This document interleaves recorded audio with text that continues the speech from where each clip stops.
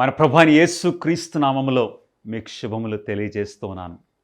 ప్రకటన గ్రంథము 12వ అధ్యాయము 16వ వచనములో భూమి ఆ స్త్రీకి సహకారి అయి తన నోరు తెరచి ఆ ఘటసర్పము తన నోటి నుండి క్రక్కిన ఆ ప్రవాహమును మృంగివేసనని వాక్యం సెలవిస్తుంది.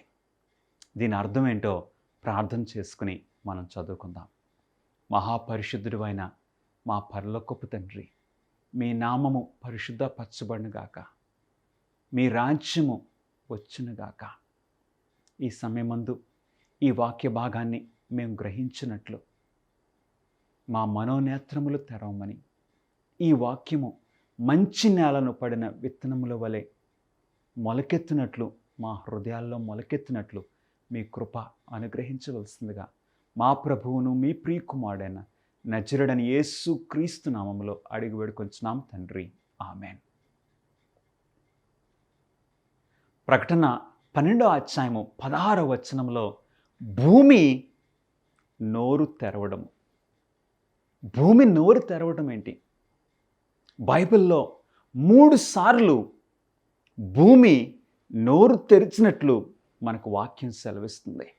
మొట్టమొదటిసారి ఆదికాండము 4వ అధ్యాయము 11వ వచనంలో కయీను హేబెల్ను చంపిన ఆ పరిస్థితిలో దేవుని వాక్యము ఈ విధంగా సెలవిస్తుంది. ఆదికాండము 4వ అధ్యాయం 11వ వచనము, కావున నీ తమ్ముని రక్తమును నీ చేతిలో నుండి పుచ్చుకొనుటకు నోరు తెరిచిన ఈ నేల మీద ఉండకుండా నీవు శపింపబడిన వాడవు. అవును, హేబేల్ యొక్క నిష్కలంకమైన నిర్దోషమైన రక్తమును తీసుకోవడానికి భూమి నోరు తెరిచినట్లు మనం చూస్తూ ఉన్నాము. కయీను హేబేల్ను హత్య చేశాడు. గమనిస్తున్నారా ప్రియులరా? భూమి దేవుని బిడ్డలకు సహాయకారిగా ఉంటున్నట్లు మనం చూస్తూ ఉన్నాము. సంఖ్యాకాండము 16వ అధ్యాయము 32వ వచనములో మరొకసారి భూమి నోరు తెరుస్తుంది. భూమి నోరు తెరిచి ఈసారి ఏం చేస్తుందో మనం చూద్దాము. సంఖ్యాకాండము 16వ అధ్యాయములో కోరహు, దాతాను, అబిరాము ఇక వారితో పాటు కొంతమంది కలిసి మోషే మీద సనుక్కుంటున్నారు. ఇక వారు తిరుగుబాటు చేశారు. ఆ పరిస్థితిలో దేవుని వాక్యము ఈ విధంగా సెలవిస్తుంది. సంఖ్యాకాండము 16వ అధ్యాయము 32వ వచనము, భూమి తన నోరు తెరిచి వారిని వారి కుటుంబములను కోరహు సంబంధులు అందరినీ వారి సమస్త సంపాద్యమును మృంగివేసను. గమనిస్తున్నారా ప్రియులరా? దేవుని ప్రజలను ఆటంకంగా ఒక చీడ పురుగుల్లాగా తయారైన ఈ కోరహు ఆయనతో పాటున్న వారిని ఇక ఈ భూమి తెరిచి వారున్న చోట అలాగా లోపలికి వెళ్ళిపోయారు. అంటే the rebellion has come to an end. దేవుడు ఆయన ప్రజలను భద్రపరచడానికి, దేవుని ప్రజల పక్షము, దేవుని ప్రజలకు సహాయకారిగా ఉండినట్లు భూమి తన నోరు తెరిచినట్లు మనం చూస్తూ ఉన్నాము. బైబిల్లో మన ప్రభువైన యేసుక్రీస్తు వారు ఆయన శిలువపై తన ప్రాణాన్ని మన కొరకు అర్పించినప్పుడు దేవుని వాక్యం సెలవిస్తుంది. మత్తయి సువార్త 27వ అధ్యాయము 50-51 వచనాల్లో భూమి కంపించెను. ఎప్పుడైతే మన ప్రభువైన యేసుక్రీస్తు వారు సమాప్తమాయను అని సెలవిచ్చారో భూమి వణికింది. There was a great earthquake. అంటే భూమి ఏమంటుందో తెలుసా? ఒక బైబిల్ పండితుడు అంటారు ఏమనంటే, భూమి ప్రొటెస్ట్ చేస్తుంది. నా సృష్టికర్తను మీరు అన్యాయంగా చంపేశారు, అందుకు భూమి ప్రొటెస్ట్ చేస్తుందని ఒక బైబిల్ పండితుడు అంటున్నారు.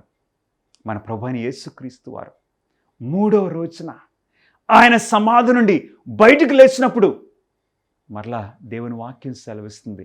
మత్తయి సువార్త 28వ అధ్యాయము 1-2 వచనములో ఒక పెద్ద భూకంపము కలిగిన. ఇప్పుడు యేసుక్రీస్తు వారు సమాధుల నుండి బయటకు వచ్చినప్పుడు మరొక భూకంపము. హల్లెలూయా! ఇప్పుడు భూమి గంతులు వేస్తుంది.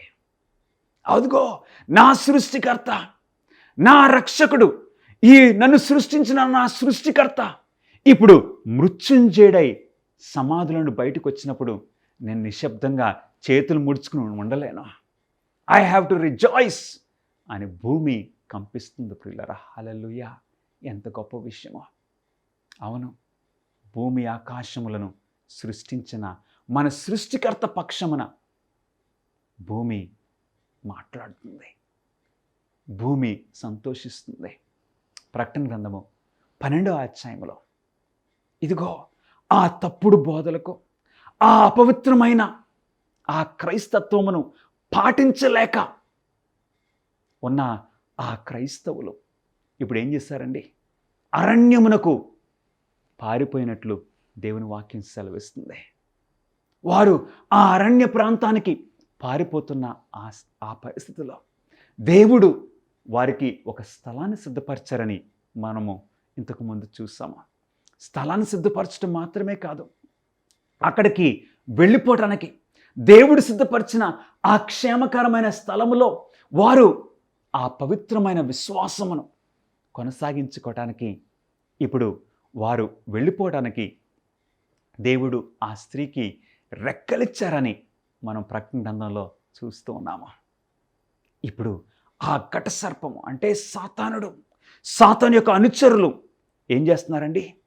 ఇప్పుడు ఇక ఆ స్త్రీతో ఇక పరిగెత్తలేక, ఇక ఆ స్త్రీ చాలా స్పీడ్గా, రెక్కలు ఉన్నాయి కదా, స్పీడ్గా వెళ్తున్న ఆ టైంలో వెనక నుండి నది ప్రవాహం వలె నీళ్లు గ్రక్కుచూ ఉన్నదని యోహాను ప్రకటన గ్రంథంలో ప్రకటన 12వ అధ్యాయము 15వ వచనములో సెలవిస్తూ ఉన్నాడు. ఆ టైంలో ఇక ఆ నది ప్రవాహము వెనుక ఆ స్త్రీ వెనుక ఉన్నప్పుడు ఆ పరిస్థితిలో ప్రకటన గ్రంథము 12వ అధ్యాయం 16వ వచనంలో భూమి అంటండి తన నోరు తెరిచి ఆ సర్పము నోటి నుండి, ఆ ఘట సర్పము నోటి నుండి వస్తున్న ఆ నది ప్రవాహాన్ని తీసేసుకున్నట్లు మనం చూస్తూ ఉన్నాము. హల్లెలూయా! దేవుని బిడ్డలకు భూమి సహాయము చేస్తూ ఉన్నది. యెషయా గ్రంథము 33వ అధ్యాయము 16వ వచనంలో దేవుని వాక్యము ఈ విధంగా సెలవిస్తుంది. యెషయా 33వ అధ్యాయము 16వ వచనంలో దేవుని బిడ్డలు ఆ కొండల ప్రాంతానికి వెళ్ళిపోయినప్పుడు, ఆ అరణ్య ప్రాంతానికి వారు వెళ్ళిపోయినప్పుడు వారి పరిస్థితి ఏ విధంగా ఉన్నది? 33వ గ్రంథము యెషయా గ్రంథము 16వ వచనము, పర్వతములలోని శిలలు అతనికి కోట అగును. ఆ పర్వతములు, ఆ శిలలు, ఆ రాళ్ళు, ఆ కేవ్స్ వారికి కోటగా, వారికి భద్రత. తప్పక అతనికి ఆహారము దొరుకును, అతనికి నీళ్లు శాశ్వతంగా ఉండును. దేవుడు ఎప్పుడు కూడా ఆయన పవిత్రమైన వాక్యాన్ని పాటించే ఆయన బిడ్డల్ని ఏ టైంలో కూడా విడిచిపెట్టరు ప్రియులరా. క్రీస్తు కొరకు నువ్వు నిందలు పడుతున్నావేమో, యేసు క్రీస్తును అంగీకరించినందుకు నిన్ను ఇక అనరాని మాటలు వారు అంటూ ఉన్నారేమో, నీ స్నేహితులు నిన్ను చిన్నచూపు చూస్తున్నారేమో, క్రీస్తు కొరకు నువ్వు నిందను భరిస్తూ ఉన్నావేమో. నా ప్రియ సహోదరుడ సహోదరి, ఏమాత్రమో ఆధారపడద్దు. God is with you. ఆ పర్వతాలు వారికి శిలలు కోటగా ఉన్నవి. వారు ఆ అరణ్య ప్రాంతానికి వెళ్ళిపోయినప్పుడు వారికి ఆహారం కొదువు కాలేదు, వారికి నీళ్లు కొదువు కాలేదు. Because our God, he is our provider. ఆయన ఈ మనల్ని ఏ పరిస్థితిలో ఒంటరిగా ఉండనియడు. మనల్ని కాపాడువాడు, కొనుకడు, నిద్రపోడు. హల్లెలూయా! మన ప్రభువైన యేసుక్రీస్తు వారు మనకు శరణు, మనకు తోడుగా ఉంటానని ఆయన సెలవిచ్చారు. ఇక్కడ ఈ ఘట సర్పము ఆ స్త్రీ వెనక ఆ నీళ్లు క్రక్కుతూ ఉంటే, ఆ నీళ్ళు ఏంటండి? ఒక ప్రవాహంలాగా క్రక్కుతూ ఉంటే భూమి నోరు తెరిచింది. ఆ నీళ్ళేంటి, ఆ నది ప్రవాహం ఏంటి? ఏంటో తెలుసండి? తప్పుడు బోధలు. అవును, బైబిల్ స్థానంలో సంప్రదాయాలు తీసుకుని వచ్చింది ఆనాటి సంఘము. సంప్రదాయాలు. తర్వాత ముంచుడు బాప్టిస్మము స్థానములో చిలకరింపు బాప్టిస్మము. యేసు క్రీస్తు వారి దగ్గర నుండే మనకు క్షమాపణ కలుగుతుంది. లేదు, మేము క్షమాపణ మీకు ఇస్తాము, మా చెవుల్లో ఒప్పుకోండి అని చెప్పారు. కృప ద్వారా రక్షణ అని వాక్యం సెలవిస్తుంటే నేను క్రియల ద్వారా రక్షణని ఈ తప్పుడు బోధలు ప్రవేశపెట్టారు.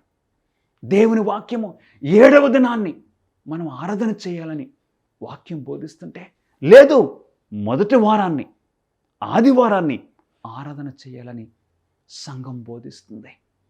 గమనిస్తున్నారా ప్రియులరా? ఇట్టి తప్పుడు బోధలు ఒక ప్రవాహంగా ఆ స్త్రీ వెనక వస్తూ ఉన్న టైంలో భూమి స్త్రీకి సహాయం చేసింది. ఎట్లా చేసింది? దేవుని వాక్యం సెలవిస్తుంది, ఈ భూమి తన నోరు తెరిచి ఆ ప్రవాహాన్ని మృంగివేసింది. ఈ టైంలో ఇంకేం జరిగిందో తెలుసండి? నాస్తికులు పెరిగిపోయారు. నాస్తికులు, దేవుడు లేడు. ప్రత్యేకంగా ఫ్రెడరిక్ నీట్షే అనే ఒక జర్మన్ ఫిలాసఫర్ ఏమన్నాడో తెలుసండి? God is dead, we have killed him, God is dead అని ఫ్రెడరిక్ నీట్షే తీసుకొచ్చాడు. ఆయనకి ఎంతోమంది ఫాలోవర్స్. ఆ టైంలో వాల్టైర్, ఫ్రాంకోయిస్ వాల్టైర్ అనే మరొక నాస్తికుడు, ఒక డీయిస్ట్ ఆయన.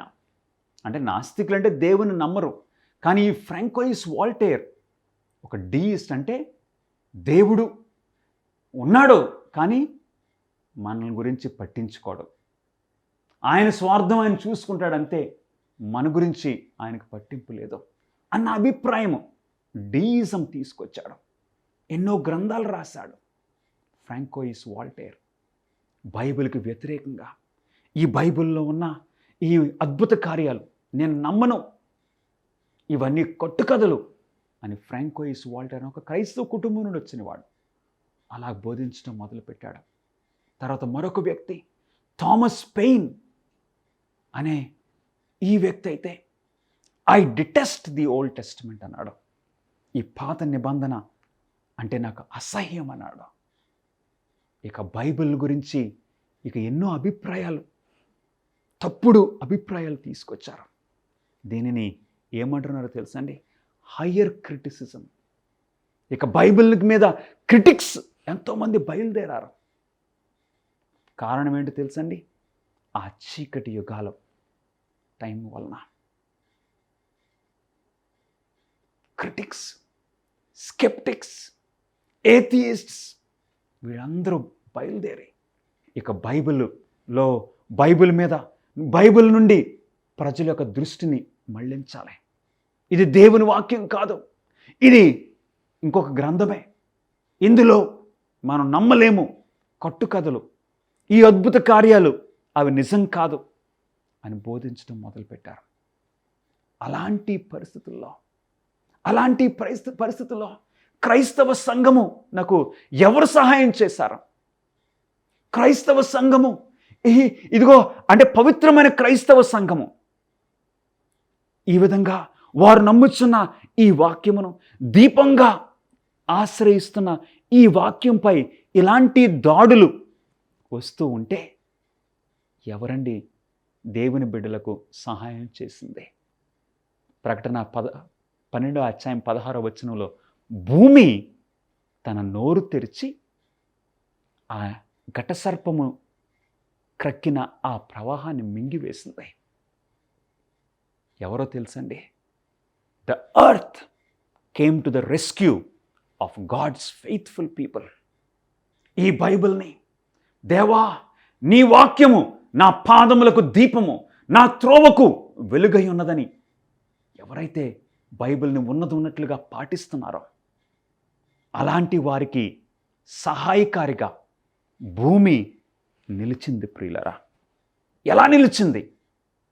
1799 సంవత్సరంలో ఫ్రాన్స్ దేశం నుండి నెపోలియన్ తన సైన్యాన్ని తీసుకుని ఇప్పుడు ఐగుప్తు ప్రాంతానికి వెళుతూ ఉన్నాడు. నెపోలియన్ చాలా తెలివైనవాడు. ఆయన సైన్యంలో కేవలము సైనికులు మాత్రమే కాదు, కొంతమంది ఆర్టిస్టులు, కొంతమంది సైంటిస్ట్స్ కూడా పెట్టుకున్నాడు, కొంతమంది స్కాలర్స్ని కూడా పెట్టుకున్నాడు నెపోలియన్. సరిగ్గా ఈ ఐగుప్తు ప్రాంతానికి నెపోలియన్ సైన్యము అంటే ఫ్రెంచ్ ఆర్మీ ఆ టైంలో అక్కడ ఉన్నప్పుడు 1799 సంవత్సరంలో సరిగ్గా ఆ నైలు నది, ఐగుప్తులో ఉన్న ఆ నైలు నది ఆ డెల్టా ప్రాంతంలో ఒక చిన్న గ్రామము, ఆ గ్రామం పేరు రొసెటా. రొసెటా అనే ప్రాంతంలో ఒక ఫ్రెంచ్ సోల్జర్, ఆయన పేరు పియరీ ఫ్రాంకోయిస్ బౌచార్డ్. ఈయన వెంటనే ఒక ఆ రొసెటా అనే గ్రామంలో నైల్ డెల్టాలో ఒక నల్లటి రాయిను చూశాడు. ఆ రాయి 122 సెంటీమీటర్లు పొడవు, 76 సెంటీమీటర్లు వెడల్పుతో ఉన్నది. ఈ రాయి నల్లని రంగులో ఉన్న ఈ రాయికి ఏదో ప్రత్యేకత ఉన్నదన్నట్లు ఆయనకు అనిపించింది. ఈ ఫ్రెంచ్ సోల్జర్ బౌచార్డ్ ఆయన గమనించింది ఏంటంటే, ఈ రాతి మీద ఏదో రాయబడింది, ఈ రాతికి ఏదో కొంచెం ఇంపార్టెన్స్ ఉన్నదని ఆయన గమనించాడు. ఆ రాయిని కాస్త జాగ్రత్తగా చూసినప్పుడు 3 భాషల్లో దాని మీద ఏదో రాత ఉన్నది. ఆయనకు అర్థం కాలేదు. ఎందుకంటే ఫస్ట్ భాష ఈజిప్షియన్ హైరోగ్లైఫిక్స్. ఈజిప్షియన్ హైరోగ్లైఫిక్స్ అంటే పిక్చర్ రైటింగ్, అంటే చిత్రాల రూపంలో ఇది ఓల్డ్ ఈజిప్షియన్ రైటింగ్ అనమాట అండి, హైరోగ్లైఫిక్స్. రెండవది డిమోటిక్ ఈజిప్షియన్ లాంగ్వేజ్, అంటే ఆ ఏన్షియంట్ ఈజిప్షియన్ భాషలో మరొకటి రాయబడింది, ఇంకో పారాగ్రాఫ్. అటు తర్వాత గ్రీకు భాషలో కూడా ఇంకొక పారాగ్రాఫ్ ఉంది, 3 భాషల్లో. ఇక దీనిని ఈ ఆర్కియాలజిస్ట్ బాగా జాగ్రత్తగా గమనించారు. గమనించడంతో ఏం జరిగిందో తెలుసండి, ఈజిప్షియన్ హైరోగ్లైఫిక్స్ ఎవరో చదవలేరు. తర్వాత ఆ ఓల్డ్ ఈజిప్షియన్ లాంగ్వేజ్ డిమోటిక్ ఈజిప్ట్, అది కూడా ఎవరు చదవలేకపోతున్నారు. కానీ గ్రీక్ను చదవగలుగుతున్నారు. ఆ గ్రీక్ చదవడం ద్వారా ఈ మిగిలిన 2 కూడా చదవడానికి అవకాశం దొరికింది. ఇలాంటిది మన జీవితంలో జరుగుతుంది. ట్రైన్లో ప్రయాణం చేసినప్పుడు ఆ స్టేషన్ పేరు 3 భాషల్లో రాసి ఉంటుంది, తెలుగులోను, ఇంగ్లీష్లోను, హిందీలోను. రాసినప్పుడు మనకి ఆ హిందీ రాదనుకుందాం, ఆ తెలుగులో లేకపోతే ఆ ఇంగ్లీష్లో దాన్ని చదివి తెలుగులో ఏముందో కూడా మనం పట్టేసేయచ్చు. అట్లాగా వీరు దీనిని గమనించారు. ఏంటి ఈ స్టోన్? ఆ స్టోన్ని ఇప్పుడు బ్రిటిష్ మ్యూజియంలో పెట్టారు. ఆ స్టోన్ యొక్క ప్రత్యేకత ఏంటి తెలుసా ప్రియులరా? ఈ గ్రీక్ భాషలో రాయబడిన ఆ విషయాలు బట్టి ఇప్పుడు ఈజిప్షియన్ హైరోగ్లైఫిక్స్ కూడా, అంటే చాలా ఈజిప్షియన్ సాంప్రదాయాల గురించి చాలా ఈ హైరోగ్లైఫిక్స్ ఉంది, కానీ ఎవరో చదవలేని స్థితిలో ఉన్నారు, ఎందుకంటే జనరేషన్స్ మారిపోయినవి. కానీ ఎప్పుడైతే ఈ స్టోన్, దీనికి పేరు రొసెటా స్టోన్ అని ఇచ్చారు, ఈ రొసెటా స్టోన్ ద్వారా ఇప్పుడు ఆ హైరోగ్లైఫిక్స్ చదవడానికి అవకాశం కలిగింది. ఆ అవకాశం కలగడంతో ఏమైందో తెలుసండి, ఈ బైబిల్ ఈజిప్ట్ గురించి ఎన్నో విషయాలు చెప్తుంది. బైబిల్ చెప్పే విషయాలు ఇప్పుడు ఆ ఈజిప్షియన్ హైరోగ్లైఫిక్స్ అవన్నీ చూస్తే బైబిల్ ఈజిప్ట్ గురించి చెప్పే ప్రతి విషయము యాక్యురేట్ అని ఆర్కియాలజీ బైబిల్కి సహకారిగా వచ్చింది ప్రియులారా. గమనిస్తున్నారా? భూమి, ఆర్కియాలజీ అంటే భూగర్భములో ఇంతకుముందు సివిలైజేషన్స్ గురించి తవ్వి చదివి నేర్చుకుంటాం. అవును, ఈ బైబిల్ మనం నమ్మలేమో, ఇవేవో కట్టుకథలు అన్న విషయాలు ఈ రొసెటా స్టోన్ ద్వారా ఏమని తెలుస్తుందంటే, బైబిల్ ఈజిప్ట్ దేశంలోని కొన్ని పేర్లు చెప్తుంది. ఈజిప్ట్ సాంప్రదాయాల గురించి బైబిల్ మాట్లాడుతుంది. అవన్నీ యాక్యురేట్. ఈ బైబిల్తో మన ఆటలు సాగవు అని ఆ క్రిటిక్స్ అందరి నోరులు మూయబడ్డాయి. మరికొన్ని సంవత్సరాలకి అదే ఫస్ట్ ఆర్కియాలజికల్ డిస్కవరీ 1845 సంవత్సరంలో ఇప్పుడు ఒక బ్లాక్ ఒబెలిస్క్, ఒక నల్లటి స్టోన్, మరొకటి నిమ్రూద్ అంటే ఆ బబులోను, పురాతన బబులోను ఉన్న ఆ ప్రాంతంలో ఒక ఆర్కియాలజిస్ట్, ఆయన పేరు హెన్రీ లెయార్డ్ అనే ఆర్కియాలజిస్ట్ ఆ నల్లటి స్టోన్ బ్లాక్ ఒబెలిస్క్ అని పిలుస్తున్నారు. ఇది బ్రిటిష్ మ్యూజియంలో పెట్టారు. అక్కడ ఆ నల్లటి ఆ స్టోన్ మీద, బ్లాక్ ఒబెలిస్క్ మీద 5 లైన్స్లో రాయబడ్డాయి ఏదో మాటలు ఉన్నవి. ఆ మాటల్లో 2వ లైన్లో ఇశ్రాయేలు రాజు అయిన యేహూ గురించి రాయబడింది. అవును, బైబిలు జేహూ, ఇశ్రాయేలు రాజు అయిన జేహూ గురించి మాట్లాడుతుంది. గమనిస్తున్నారా ప్రియులారా? ఆ రాళ్ళు సాక్ష్యం ఇస్తున్నాయి. ఇది ఎప్పుడో రాయబడిన ఆ స్టోన్ ఇప్పుడు ఇక్కడ సాక్ష్యం ఇస్తుంది. భూమి తన నోరు తెరిచి ఆ స్త్రీకి, క్రైస్తవ సంఘానికి, బైబిల్ను పాటించే దేవుని బిడ్డలకు భూమి సహకారిగా వస్తుంది. తరువాత 1868 సంవత్సరంలో మరొక యోర్దాను నది ఆ ప్రాంతంలో, డిబన్ అనే ప్రాంతంలో ఫ్రెడరిక్ క్లీన్ అనే ఒక ఆర్కియాలజిస్ట్ ఒక నల్లటి స్టోన్, మరొకటి పెద్ద స్టోన్ ఆయన కనపడింది.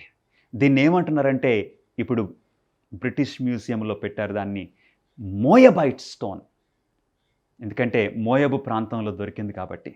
ఈ మోయబైట్ స్టోన్ ఇది క్రీస్తు పూర్వము 9వ శతాబ్దానికి చెందిన పరిస్థితుల గురించి మాట్లాడుతుంది.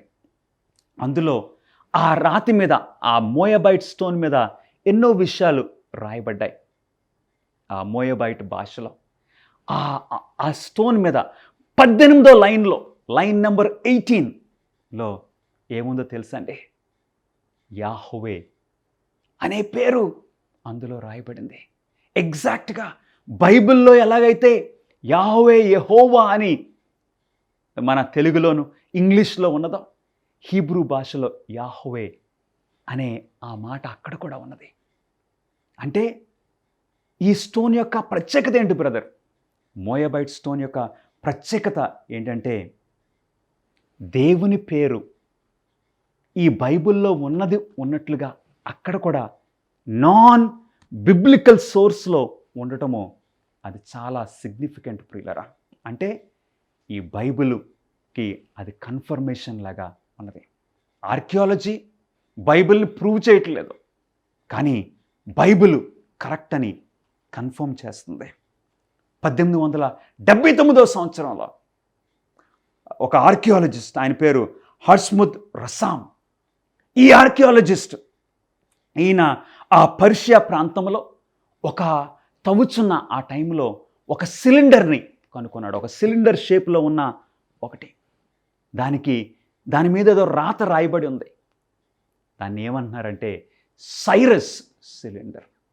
అయ్యో, ఈ సైరస్ సిలిండర్, దీని ప్రత్యేకత ఏంటి అని చూస్తే అందులోని రాత చూసినప్పుడు ఎగ్జాక్ట్గా ఎజ్రా గ్రంథము 1వ అధ్యాయము 2 నుండి 4 వచనాల్లో ఈ బైబిల్లో ఏమున్నదో ఎగ్జాక్ట్గా ఆ సైరస్ సిలిండర్ మీద కూడా అదే మాటలో.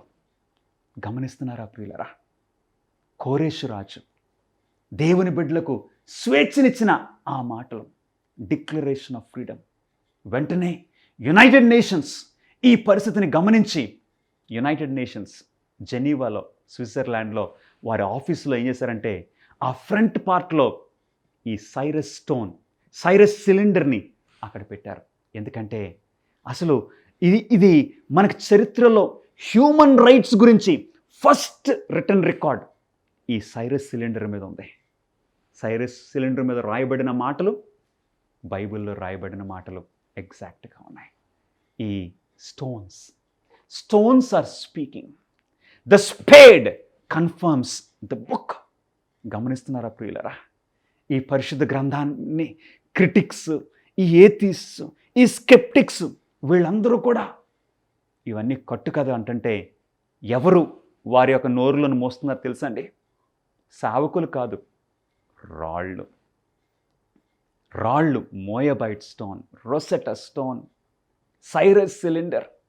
ఇక ప్రముఖంగా 1947 సంవత్సరంలో డెడ్ సీ స్క్రోల్స్, మృత సముద్రం దగ్గర ఆ కుమ్రాన్ కేవ్స్లో కొన్ని ఆ చుట్టలు కనపడ్డాయి. ఎవరికో దొరికినవి. చాలా ప్రాముఖ్యమైన డిస్కవరీ. మనకు బైబిల్ గురించి అసలు పరిశుద్ధ గ్రంథాలన్నిటిలో ఇది నిజంగా రాజగ్రంథం అని మనం చెప్పొచ్చు. ఎందుకో తెలుసా ప్రియులరా? This Bible has the greatest manuscript evidence, Dead Sea Scrolls. అవును ప్రియులరా, భూమి తన నోరు తెరిచి ఆ స్త్రీకి సహకారి అయ్యను. ఈ రోజున క్రిటిక్స్ యొక్క నోర్లన్నీ కూడా ఆర్కియాలజీ మూసేసింది. దేవునికి స్తోత్రములు ప్రియులరా. నీ చేతుల్లో ఉన్న పరిశుద్ధ గ్రంథము, నా చేతుల్లో ఉన్న పరిశుద్ధ గ్రంథము ఎంత గొప్పదో తెలుసా? ఇది జీవమైన వాక్కు, the living word of God. జీవితాలని మార్చగలిగిన దేవుని వాక్యము. ఈ వాక్యాన్ని చదువు. ఈ వాక్యంలో ఎన్నో వాగ్దానాలు. ఇది మనకు పరలోకానికి దారి చూపిస్తుంది. దేవుడు నీ కొరకు, నా కొరకు భద్రపరిచారు. దేవుని యొక్క వాక్యంలో, వాక్య వెలుగులో జీవించడానికి నీవు ఇష్టపడుతున్నావా ప్రియ సహోదరి, సహోదరుడా? ప్రార్థన చేసుకుందాం. మహాపరిశుద్ధుడా, మీకే స్తుతులు, స్తోత్రములు. భూమి నోరు తెరిచి ఏ విధంగా క్రైస్తవ సంఘానికి సహకారిగా ఉన్నదో మేము చూసాం. మీకు స్తోత్రములు, స్తుతులు ప్రియులారా. ప్రభువా, మీకు స్తోత్రాలు చెల్లిస్తున్నాము. సృష్టికర్త గురించి సాక్ష్యం ఇచ్చే ఈ వాక్యం కొరకు భూమి కూడా సహకారిగా ఉన్నందుకు మీకు స్తోత్రాలు చెల్లించుకుంటున్నాము. నీ వాక్య వెలుగులో మేము జీవించినట్లు మీ కృప మాకు దయచేయమని మా ప్రభువును మీ ప్రియకుమారుడైన నజరుడైన యేసు క్రీస్తు నామములో అడిగి వేడుకుంటున్నాం తండ్రి. Amen. God bless you friends.